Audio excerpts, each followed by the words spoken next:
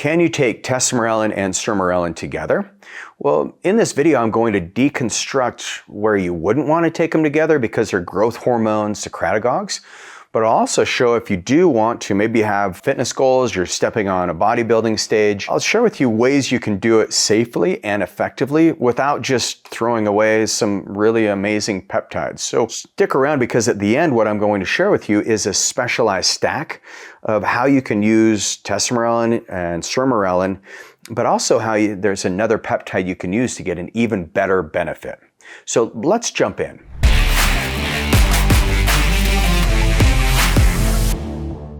When you'd want to take these together. So Tesamorelin and Sermorelin, these are both working on the growth hormone releasing pathway. And these differ both in structure and function. Now, both of these molecules have been FDA approved to treat very specific medical conditions. Tesamorelin is known as the adipose or the belly fat burner because that's what it was approved for, was these HIV patients who have lipodystrophy or the accumulation of visceral fat in their abdomen. And what they found is that by reducing the visceral fat in their abdomen, they're able to have a healthier immune response, they're able to recover faster and build muscle. Sermorelin was FDA approved for growth hormone deficiency, and it comes often on the FDA's list. Tesamorelin is a 44 amino acid chain profile, and so it's actually got one of the most robust profiles of any of the growth hormone releasing peptides. So if I had to choose just one, Tesamorelin would probably be my favorite growth hormone releasing peptide. Sermorelin is a 29 amino acid structure, which just because it's got fewer amino acid profile doesn't diminish its result. Something like CJC 1295 is about 27 amino acids, but Sermorelin, it mimics that pulsatile function of growth hormone.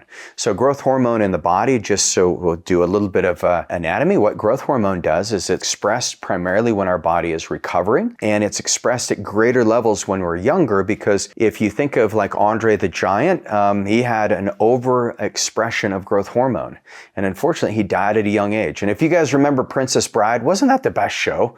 Like, I mean, Andre the Giant, you just like look at him, he'd grab these big boulders, like crush him down. I mean, so good. And he was my favorite wrestler. Like growing up as a kid, I'd see him in the WWF stuff. And I named my first dog Andre. I named my second dog Andre. We have this gorgeous poodle. And I'm like, I'm going to name him after Andre. But I named him after Andre the Giant. And so I was always fascinated as a kid. I'm like, what condition did he have to be that big? And I learned that he had an overexpression of growth hormone. And so these peptides are going to be metabolized very quick, but your body has a feedback loop. So any system in any environment, whether it's a work system, a business system, or a physiological system, there's always feedback loops. So when your body releases growth hormone, you have another peptide called somatostatin that suppresses the release of growth hormone. So if you really want to dive into the nuances and get a little better pulsatile rate of growth hormone, you can add in Tesamorelin with ipamorelin. And ipamorelin's working on the ghrelin side of the pituitary, whereas Tesamorelin's working on the growth hormone secretagogue side of the pituitary gland. There's roughly about 100 different peptides that can cause a greater level of expression of growth hormone. And these two seem to be some of the most strong, but they're also the ones that have been FDA approved. There's another one called Macimorelin, and Macimorelin is interesting because it's used if you have growth hormone deficiency. It's an oral-based peptide. Works great. Tesamorelin and Sermorelin are going to be more of injectables. And with these peptides, you say, well, when can I use these together? Well, it would be like it's a dual phase stimulation is what it's called. So you would use Sermorelin like when you woke up in the morning, and because you want to do it in a fasted state. And so if you want the cognitive benefits, because Sermorelin and Tesamorelin both work on the IGF-1 pathways, and IGF-1 unlocks BDNF in your brain, so you're more focused, you're more creative, you have more mental resilience. But you could use one in the morning, and then you could use one in the evening, and that's totally fine. But once again, ideally you want to use these at night. But some of us, they do impact our sleep, and so we do better if we use them in the morning, and that's fine too. The other thing that you want to do is you want to watch out by using too high of a quantity. Just because you use more of a growth hormone releasing peptide, I mean, I've had clients that they're like, I feel so good on the Tesamorelin, And I just started doubling the dose just to see what would happen. I'm like, just going to get rid of the stuff that you don't need. So more is not better, but if you have too little, then you may not get the pulse you're looking for and you might not even have the benefits. So once again, this is where working with a team that knows peptides, they know how to prescribe them. These need to come from a pharmaceutical grade source, a licensed pharmacy, 503A, 503B. Licensed pharmacies is the best source. But the thing that you want to do is you want to achieve better IGF-1 modulation because that's the workhorse for growth hormone. You want to build better muscle activity. You want to have more reparative functions, which growth hormone does. Like if we had no growth hormone, our muscles would literally, they wouldn't function. Our whole musculoskeletal system would fall apart. Your joints would fail. So it's actually really important. But the other reason why most people use these growth hormone peptides is body composition. So if you're looking to, get that six pack, get a little more definition in your muscles, you can do Tesamorelin and ideally do that one at night.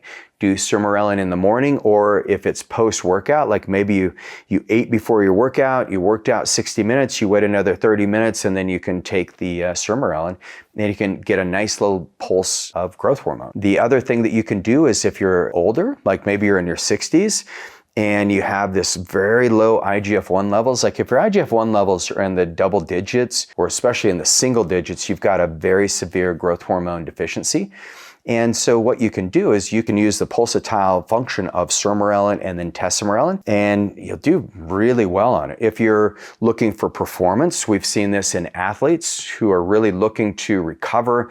They may be in their off season and they want to build muscle mass. They want to just come back to the season in their sport, and they know they can't use the peptides when they're playing, whether they're playing professional sports or Olympic sports. Well, then you can use them for recovery and you can come back as a better version of yourself the next season. The thing about these peptides is you want to make sure that you're cycling off of them. So you do 5 days on, 2 days off. That's generally what we do. We want to monitor your IGF-1 levels every 90 days. And then sometimes we'll do lower doses. So if you're stacking Sermorelin with Tesamorelin, we may decrease the dose on either end just so you don't overexpress that growth hormone pathway. Some of the minimal side effects that we've seen is you can develop what's called immunogenesis. So you can get some red welts, you can get some itching. Sometimes you can even get hives on some of the growth hormone releasing peptides. But if you're cycling on and cycling off of these, that's usually not a problem. Some people have even noticed that they have more water retention. And hydration is usually, when you're using growth hormone peptides, you're usually just getting the hydration in your muscles. So don't be too alarmed with that. The thing where you wouldn't want to use Sermorelin or Tesamorelin at all, especially not together, is if IGF-1 levels are already elevated. And so you want to look at that. If your IGF-1 levels are like above about 280 or especially above 300, then you want to be very careful on this, because if you overexpress IGF-1, you can have water retention, you can have joint pain, you can even get insulin resistant, and so your blood sugar will drop, and that can be a big problem. Especially you don't want to use any of these Sermorelin or Tesamorelin if you have cancer, because some of the problems is with growth hormone secretagogues in certain types of cancer that can create more potential for the tumor.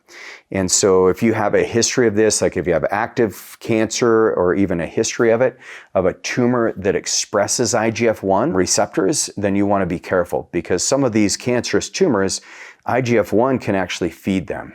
And so you want to be very careful with that. Both of these peptides, what you'll see is they do increase growth hormone. And sometimes when you have growth hormone that increases, you can have a temporarily increase in blood glucose, which leads to higher levels of insulin. So you do want to watch this. And that's one of the reasons we're so obsessed with looking at your blood labs. So make sure you go to agelessfuture.com and work with my team, and we'll help get the right labs ran so that you can determine if this is a safe protocol for you. So for those of you who are also looking like, hey, I really want to save money and I don't want to have like this redundancy, then I wouldn't use these together. I'd only use it in those nuanced cases. Maybe you're elderly and you've got a lot of sarcopenia, hard for you to get up from a chair. We may do this for like 6 to 8 weeks, or maybe you're an athlete, you're getting ready. It wouldn't be longer than about 60 days where you'd use these at the same time. But watch out for some of the risks. The other thing is when you're pulsing it, you want to make sure that at night you're getting a really good deep sleep, and you want to make sure you're exercising. If you're not exercising, if you're not doing some kind of intermittent fasting, if you're not eating great foods, I don't even think peptides are the right thing for you yet. I think it's really important for you to get these core lifestyles in place before you start adding in peptides, and especially sermorelin with tesamorelin together. The thing that you're going to have on the benefits, if you are looking to pulse this and you've got the lifestyle in place, better collagen synthesis, better muscle synthesis, better immune function, your tissues are going to repair faster, you're going to have this lean muscle mass, you'll look like my son Dominic, who's been taking MK677 or butamorin, and he's just put on an enormous amount of muscle because he actually started eating good and eating properly, and he made the commitment, and it took him a month and he's already looking phenomenal, and he's not even 20 yet, so it's pretty crazy. But with these peptides, make sure you rotate them, you take a couple days off every week, watch your IGF-1 levels, and if you don't cycle off of them, there's going to be diminished returns. But I do love the growth hormone peptides. They're just part of the overall wheelhouse for your optimized self, for getting you to that longevity goal, because I know you have ambitious goals, and especially if you're watching this YouTube channel, hopefully you've learned some nuances about how to stack peptides, how to take care of your health, and also how to think bigger as far as what your future is here for. So for those of you who love this video, then I'm going to offer you a free copy of my book, The Peptide Blueprint. You can click on the link below, download that, and it gives you, it's a whole blueprint of everything you need to know about how to stack peptides, what lifestyles need to be in place. I call them the 6 essentials. So, how to get proper hydration, what foods to eat, how to get the right proteins. We'll talk about cold plunging, but go ahead and grab a free copy of that. But before you do that, do me a big favor and subscribe to the show, share it with a friend. We're trying to grow this channel so that we can make health more abundantly available for everybody. Appreciate you, and I'll see you on the next video.